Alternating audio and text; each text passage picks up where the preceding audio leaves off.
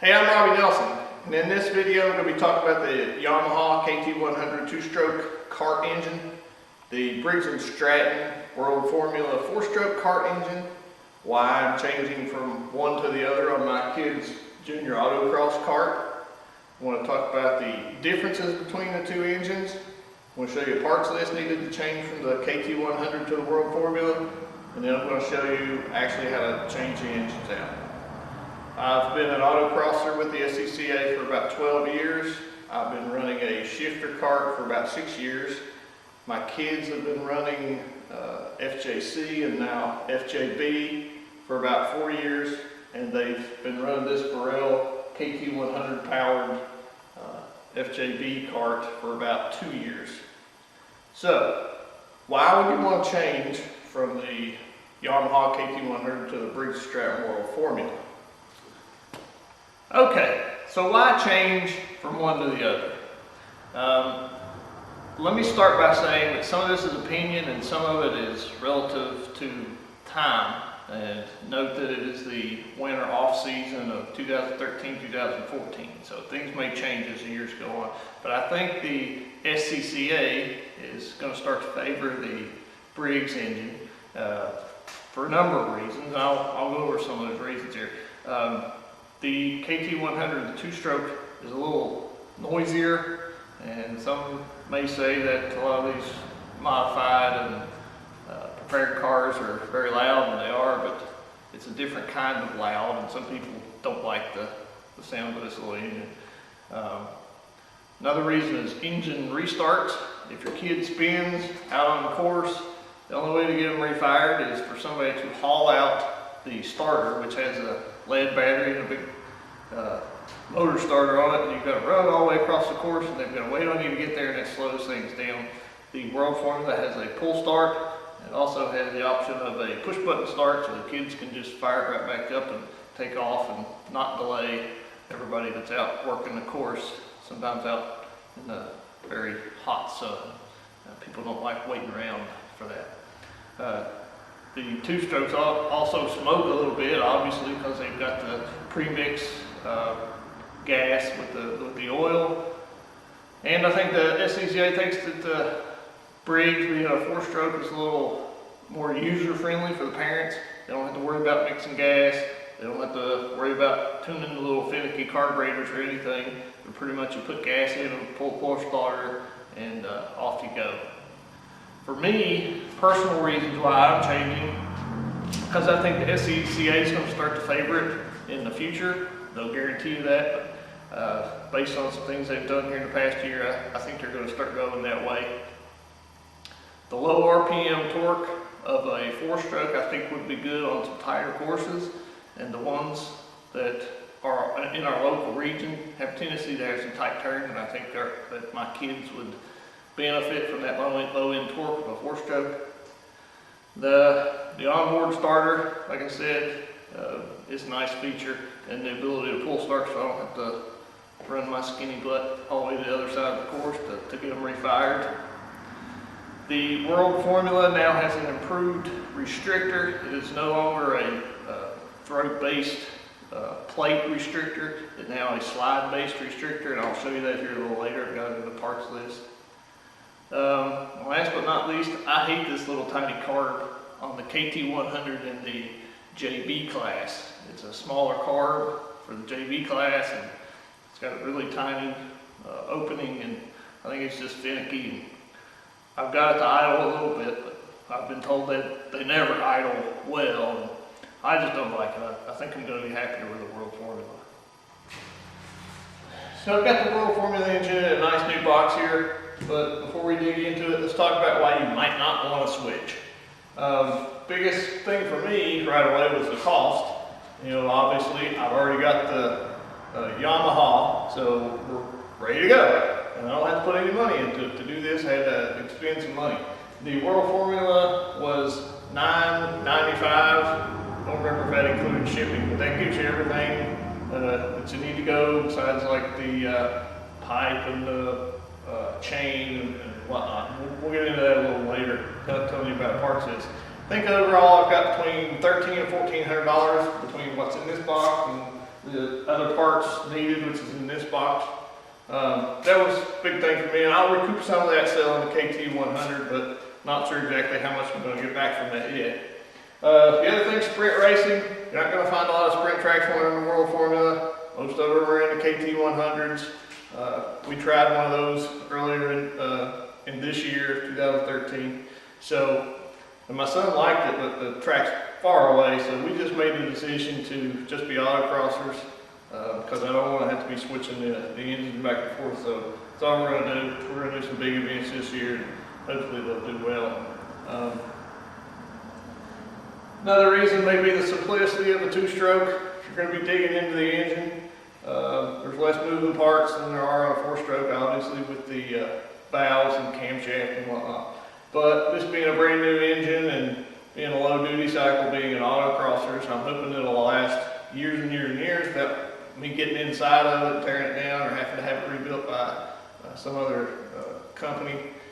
So hopefully by the time we're at that point, the kids will be in a shifter cart and I'll sell it before it needs rebuilt, and that'll be that.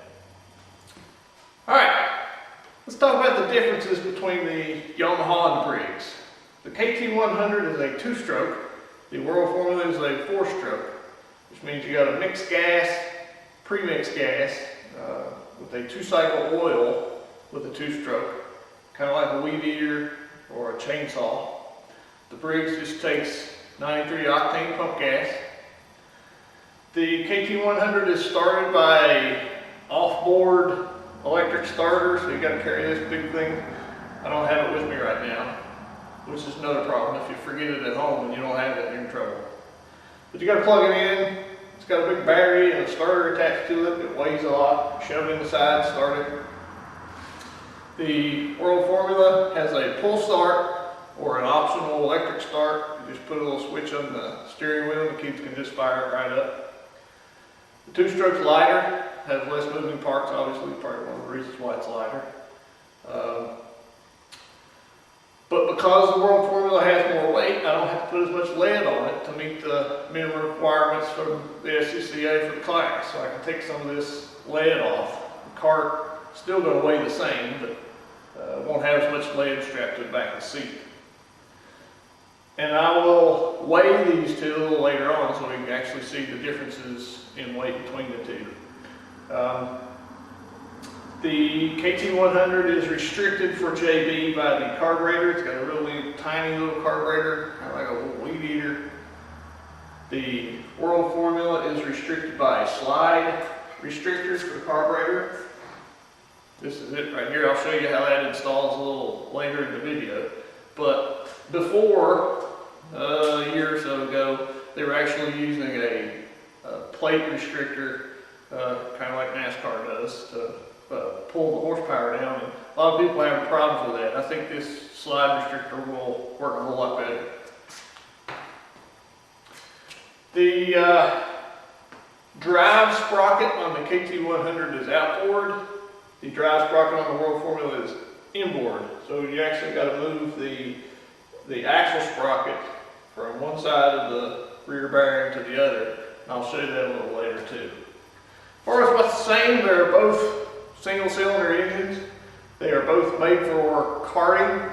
No, this isn't a lawnmower engine. It is a go-kart engine, specifically made for racing. They are both single speed. Your kids turn 16, you'll have to put them in a shifter cart, because that's when they start changing gears. Till then, we're all single speed. They both use centrifugal clutches. There's a centrifugal clutch included in the box here, which I'll show you a little later.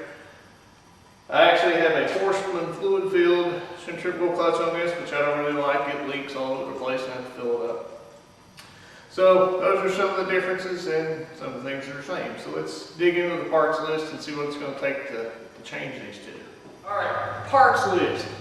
I got all my stuff from Eric Nelson at 7th Gear. He did a good job helping me pick out what I was going to need to go from the KT100 to the World Formula.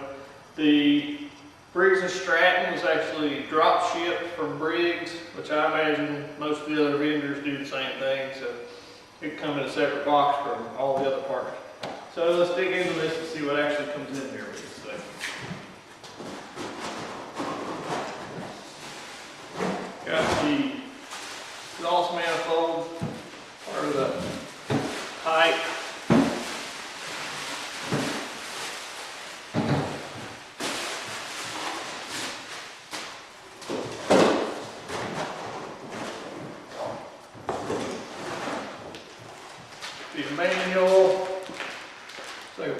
button switch, Briggs Stratton sticker. Let's see.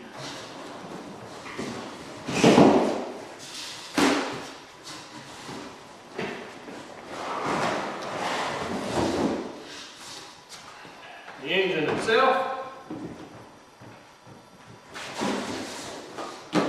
Air filter.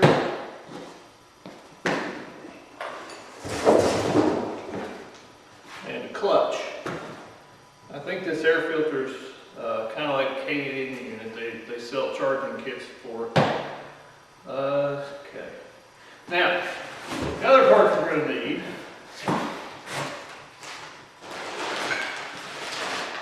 The rest of the exhaust pipe, which actually doesn't come with the engine, you got to buy it separate.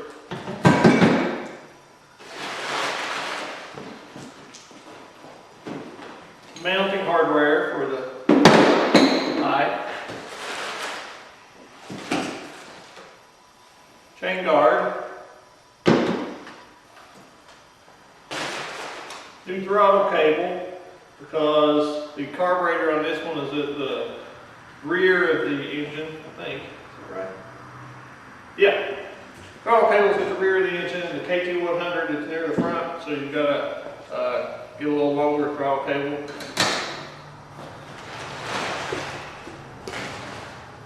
I'm changing chains when I do this. The chain on the KT100 is a 35 chain. I'm going to a 219. Did some debating whether I want to make that change or not, but the KT100 comes with sprockets in the clutch pack here, I assume, that are for 219. I didn't have any other axle sprockets at the time, other than the ones that are on the Kart, the one that's on the Kart right now. So I didn't have a lot invested in the 35 chain, so I went ahead and made the decision to go to the 219. And with that, I've got a set of 219 axle sprockets for various gear ratios. There are actually 2 drive sprockets, at least that's what I was told, that come with the Briggs. So let's open this up here and see if the 219 drive sprockets are in here. I think there's like a 17 and a 19 too.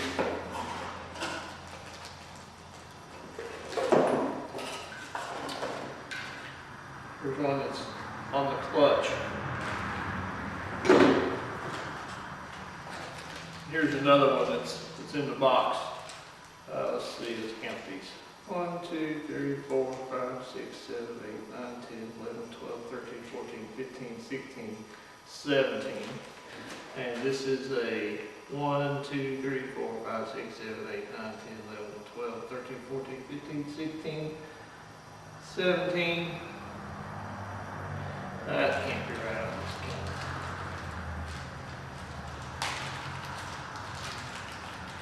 So that's a 17. What is this? 1, 2, 3, 4, 5, 6, 7, 8, 9, 10, 11, 12, 13, 14, 15. So it's a 15 and a 17 that come with the Briggs. Again, that's a 219 sprocket.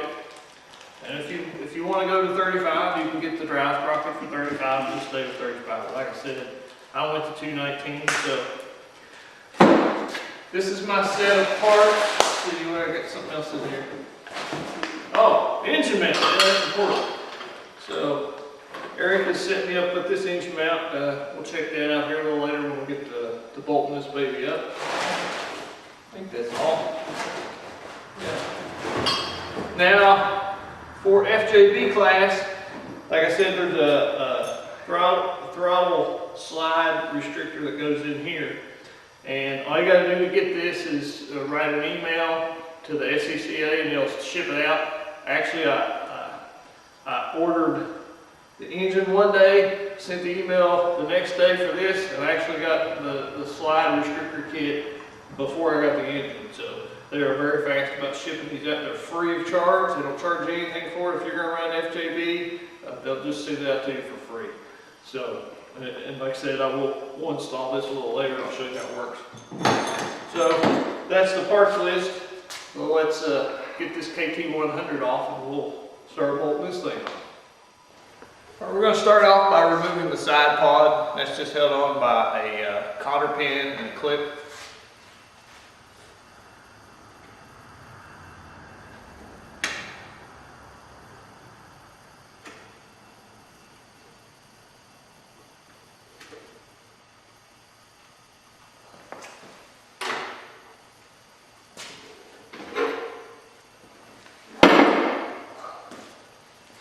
And now the side pod's off, we're going to disconnect the fuel line and the throttle linkage.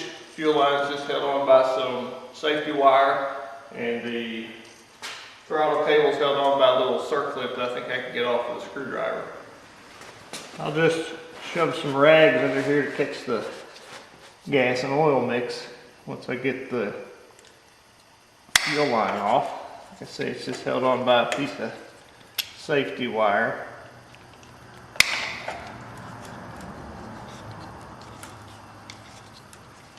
Loosen that up, it should pop right off.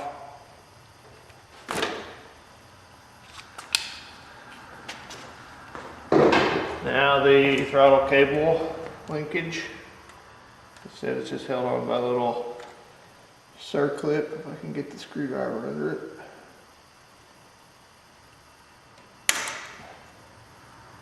Pop that off. Just a little clip like that.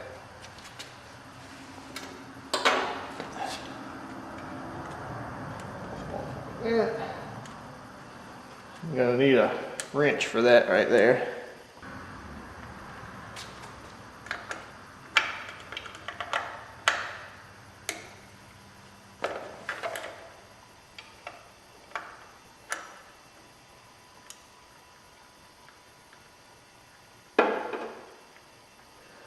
Now that I look at it a little closer, I can't take this off because the ball on the end of this won't come through here, so I'm going to have to take the whole bracket off, so I'll just use an Allen wrench to take that out.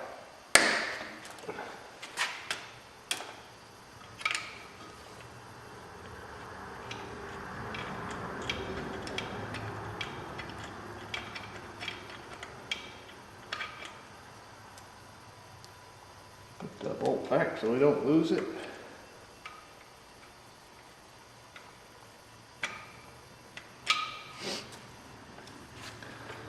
Fuel line out of the way here.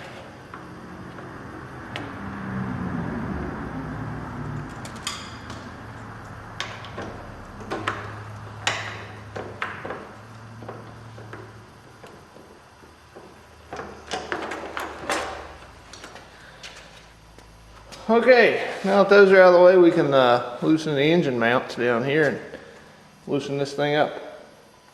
All right, I'm going to take a second here and show those of you that don't know how a Kart engine mounts, how it mounts real quickly. Karts have two mounting rails on the right hand side of the Kart. One of them's a normal frame rail and the other's kind of like an inside rail there. And they go from midway to the Kart all the way to the back. And then the other side doesn't have these rails. It's just got the one rail that comes down the side. But the right hand side's got two rails. And on the bottom of the engine mount, there are usually two pieces that get an Allen bolt that goes up through them into the mount that's actually on the engine that holds it to those two rails. So what I'm going to do now is loosen up those two bolts, and well, actually most of the time you just loosen them to move the engine back and forth if you're changing gears, but this time I'm going to take them all the way off since we're taking the engine out. Okay, now that I've taken the bottom brackets off the engine mount, the engine's now loose on the frame. I took the chain guard off, just a bolt holding that on, and I've got a piece of safety wire holding the intake box on. I'll just cut that off, and then we should be ready to lift the engine off. So the bearing holder just comes off like that. Some of you may ask, what's the safety wire he mentioned? Well, it's very important in the karting world. These karts vibrate like crazy. So you either use the nylon insert nuts, or you take your bolts and you put holes in them. I don't know if you can see that, but there's holes in the side of this bolt. There you go, right there. And you put safety wire through it to keep it from vibrating loose, because there's no shocks or springs on these. There's no suspension on a go-kart, and the engines are bolted straight to the frame, so they vibrate like crazy. So you gotta wire everything down so it doesn't vibrate loose.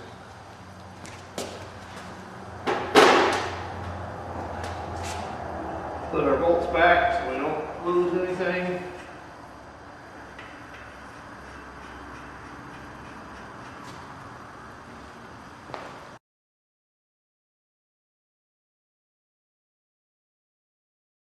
Got one last thing that we need to do before we can slide the engine back. See that right there? It's a little brace that holds the engine from sliding back and loosening the chain up. So you just gotta, I've already pre-loosened this, so this bolt goes that way out there, and you screw this back this way. So I'll just take that as far as it'll go, and it'll give us room to move the engine. So I moved the brace all the way back, and now with any luck I should be able to just scoot the engine back.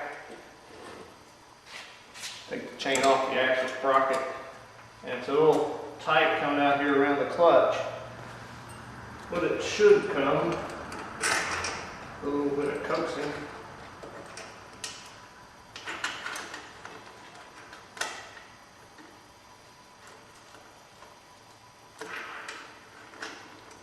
Like that. Now the engine should just pop right off.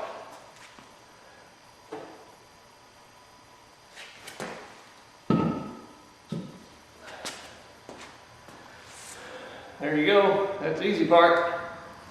Okay, what I want to do now is check the weight of both of these engines, just show you the difference in weight. I've got a little setup here to do that. I've got my intercomp scales hooked up.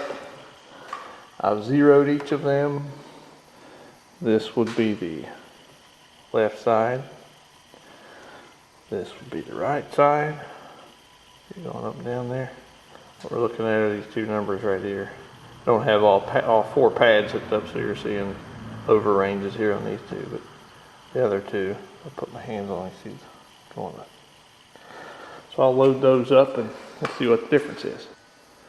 Okay, I've got everything loaded on the scales here. Let me show you what we've got. I got the KT100, the little outboard bearing holder for the clutch, engine mount still on the engine, and there's the other parts of the engine mounts. And for the World Formula, I've got the engine, the exhaust pipe, the other part of the exhaust, the engine mounts in that box, air filter, clutch, and the parts to mount the exhaust with. I think that's about all. And I think that's about the biggest, all the components for the engines. Now, the World Formula does have the starter mounted on it, and I believe you can take that off and put a plate there if weight is an issue for you. And I don't have the battery on here, and that'll be an additional weight, but I've yet to work out exactly what battery I need to order. And here are the results. You're looking at about 20 pounds heavier on the World Formula. 29 or 19 pounds to be exact. But there you go. You're a little heavier on the Briggs Stratton over the Yamaha. Before we start mounting this new motor up in the nice empty spot we've got there, we got to move this axle sprocket from outboard this bearing to inboard somewhere in this area. It sounds simple enough, just move from here to here, but we've actually got to take the axle out in order to get it past this bearing. So some of the steps we're going to do that: take this chain guard off because we got a new one. We'll take the wheel off. We'll take the 3 bolts out of this bearing, 3 bolts out of this bearing. That'll allow the axle to pop right up out of place. Take this collar off. and the bearing will slide off. Well, first the sprocket will slide off, then the bearing will slide off. Slide the sprocket back on, put the bearing back on, put the collar back on, reassemble. So first thing, I'll get this out of the way. The next step is to take this wheel off, but before I take the wheel off, I'm going to measure the track width so I know exactly where to put it back. Alright, the wheel comes off just by removing these 3 nuts. And the wheel will just slide right off. You can take the hub off, but before I do that, to get us close on our track width, you take a measurement here, write that down, and when we put the hub back on, our track width should be right. And now that the wheel hub's off, we can take the sprocket off, just loosen this little Allen head, and slide right off. Alright, while I've got the sprocket off, I'm going to go ahead and change this 35 sprocket to my 219. I'm going to put on a medium range gearing and see how that works for us, and we'll go from there. Okay, back to the axle. I've got the 3 bolts out of this side bearing, got the 3 bolts out of this side bearing. The brake caliper bolted on over here, but we'll just put that back when we go back with assembly. Now the axle will just pull right out. Now what we got to do is take this bearing off, should slide right off, and then this collar off. Then we'll slide the sprocket back on and then just reassemble. Here's where we are right now. I've got the sprocket slid on, collar slid on, the bearing slid on. Got our bearings started bolted back together here on both sides.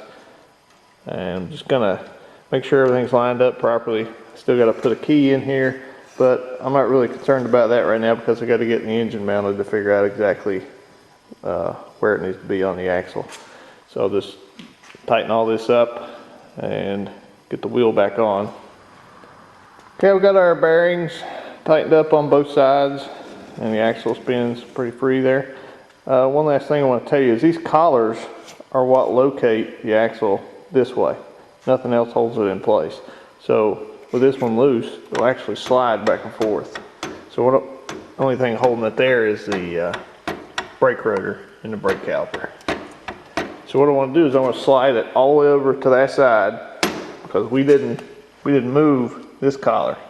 It stayed on. So we're going to move it all the way to that side and put this collar up against there like that, and then tighten it down. Alright, just going to put the wheel hub back on now. Make sure you got your key and measure to put it back the same place it was when you took it off.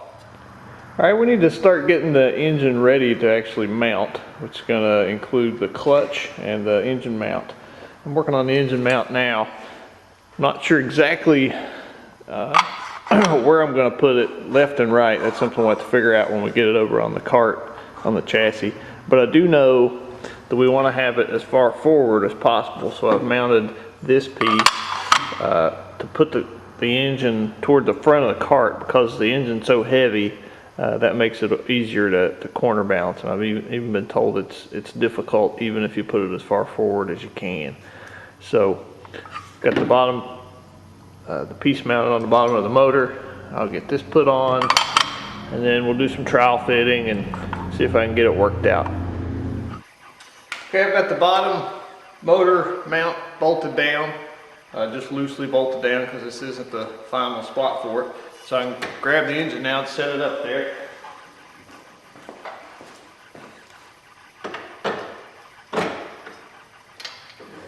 And that's approximately where it's going to go. Got to put the clutch on next so I can get a better idea of exactly where we got to bolt it down. So we'll put the clutch on. Okay, before I put the clutch on, I'm going to tell you what I know about it. It's a centrifugal clutch. It's dry. Takes no oil. Can be installed with the sprocket outboard like this or inboard like this. From the factory, the clutch comes set up for an outboard configuration. I'm going to run it inboard, and when you do that, you got to modify the clutch a little bit. Well, not really modify, just reconfigure. I'm not going to show you that. I'm not 100% sure I know how to do it. I think I did it right, but I may do a video later on how you do that, but for now, I'll just briefly tell you. Take this snap ring off. The internals will kind of fall out. You turn it over and shake it, it'll come right out. Take these 3 Allen screws out. You flip the internals around, put the Allen screws back, put it back together, and put snap ring back on. It's pretty simple. Now, the friction pads actually run on an angled support in here. They don't go straight out, they're angled. So I believe this is important to flip that over. I've already done this one, flipped it so it's ready for an inboard configuration like this. Now, the order that this goes together, if you're using it on an inboard configuration, there's a radius washer that you use. If you're using it outboard, you don't use this. But the inside of this washer is radiused on one side. It's not on the other. So you got to put it on with the radius inboard like this. Then the clutch goes on, then a flat washer, and then a Belleville washer, and then the bolt. And for those of you that don't know what a Belleville washer is, the washer is just, it's not flat. It's got a hump in it. And the hump's going to go to the outside so that it puts pressure on the clutch to hold it all together. So you got your radius washer, then the clutch. Well, the radius washer if you're going inboard with the sprocket. If not, leave it off. Then the clutch, then the flat washer, then the Belleville washer with the hump towards the outside, then the bolt. 250 inch-pounds. Tighten that down and ready to go. Now, I've been told it's kind of a pain to line the key up with the shaft here, so I'm going to give it a go and see how hard it is. I've got the clutch mounted, the key lined up pretty easy, but I went to tighten these bolts up for the engine mount and run into a slight little problem. I'll show you what it is here. This side is easy to get to with this 1/4 inch Allen wrench. And you can get good torque on it. But the other side is really tight. You can't get the Allen wrench in there. And I started to cut this Allen wrench down when I saw something laying on my workbench I thought might work.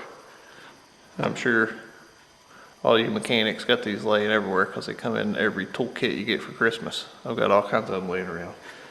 But it still won't fit. But it does fit. It is the same size. So what I did is I took one that I had laying around and I cut the top of it off. And now it fits right down in there. You can take a box end wrench.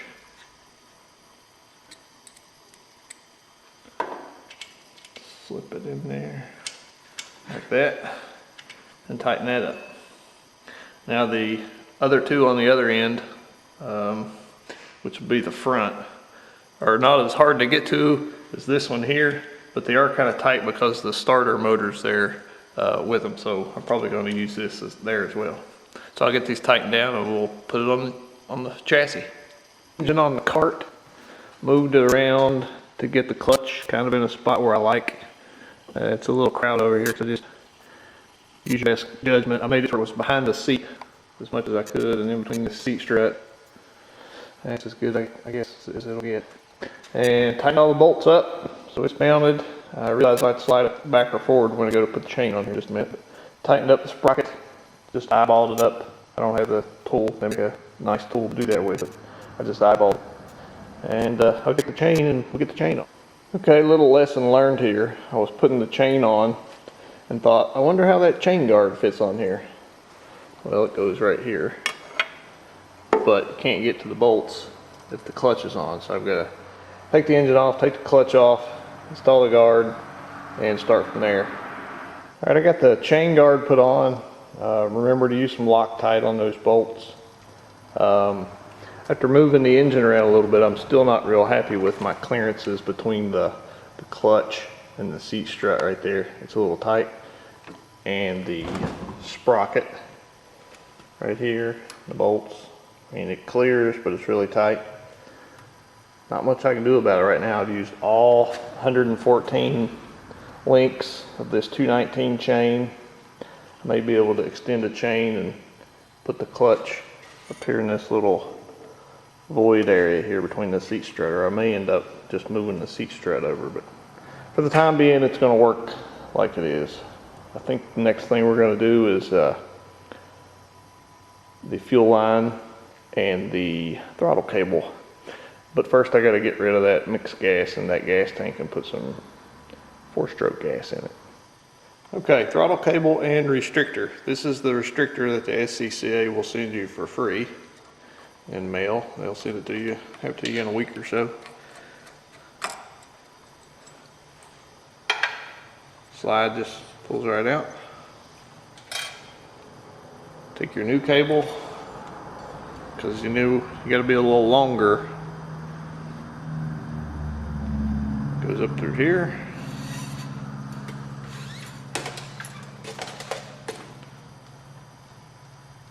Just sits right in like that.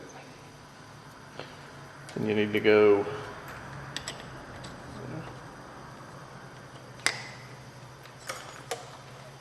through the spring,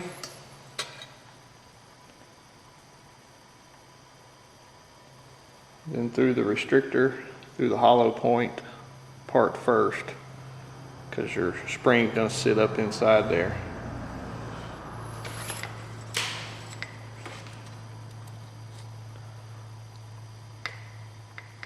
Like that. Then up through the top cap.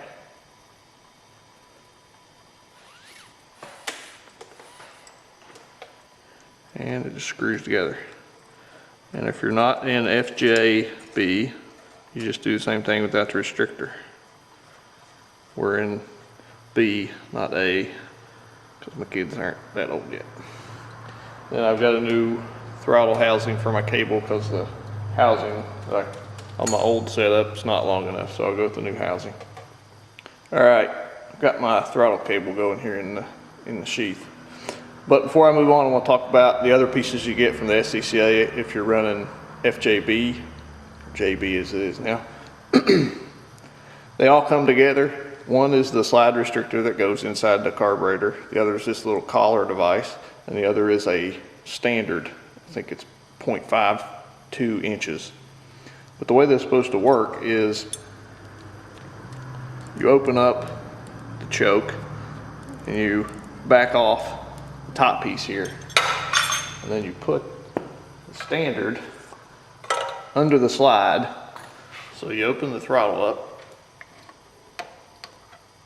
you put the standard in, and you let the slide go down on top of the standard. Then you screw the top back down to where it's snug, and pull your standard out. You don't want to be too snug.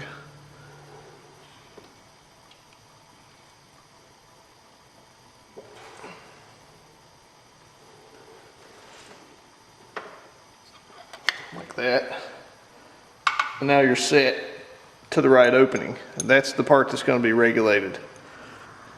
But another thing, don't complain to the stewards that I told you how to do this wrong.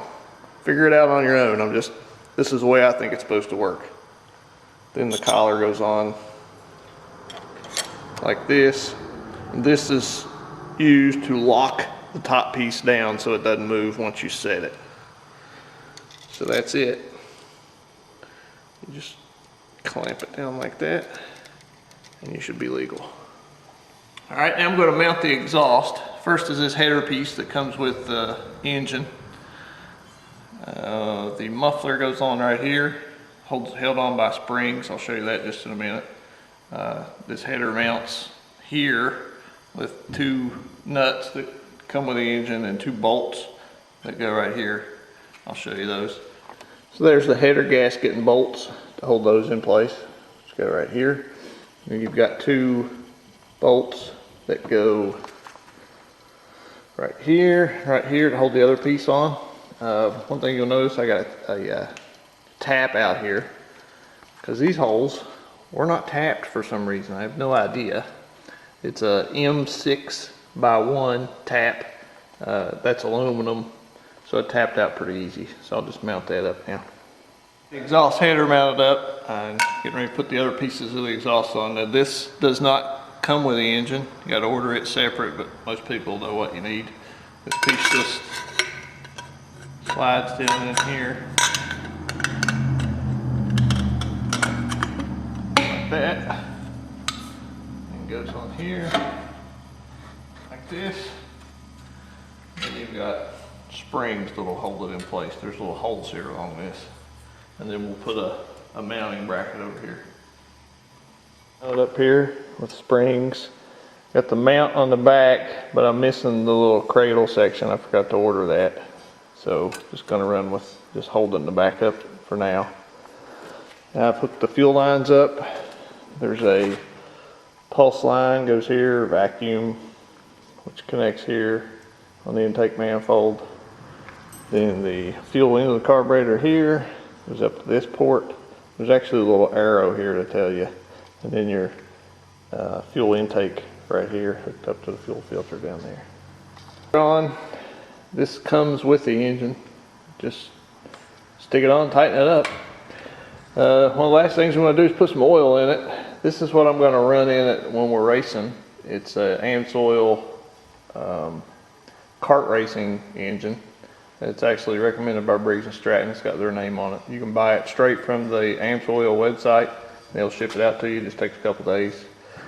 They recommend a regular non-synthetic for break-in, which is just a couple of starts, and then they want you to put the normal oil back in it. So I'm going to put this stuff in it. I bought it on discount a while back from just a local auto store. Just a non-synthetic motor oil for 4-stroke motorcycles, what it's actually for. But I'm going to run that in it for break-in for a couple of starts and then put this in. So I'll just put that in. Put that in right here. It's pretty simple. You can check the level right here. They recommend 16 ounces, which is half a quart. Alright, I put fresh 93 octane gas in it, which is what Briggs recommends. I'll turn the choke on. I think I'm ready to go. We'll try to fire it up. Now, there's not any fuel in line, so it may take a while to get it primed.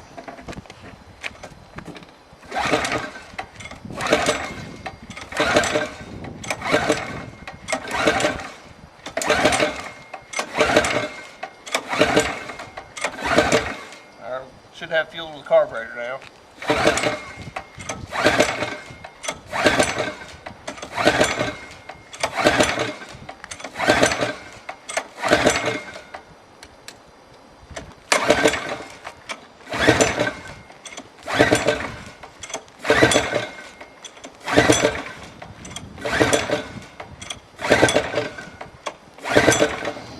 So we got fuel in the carb. It just fired up. I had my son pull the gas a little bit here. So I'm going to show you how it'll fire up now.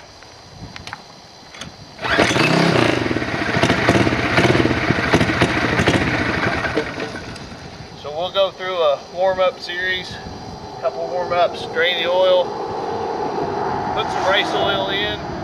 That's it. KT100, the World Formula.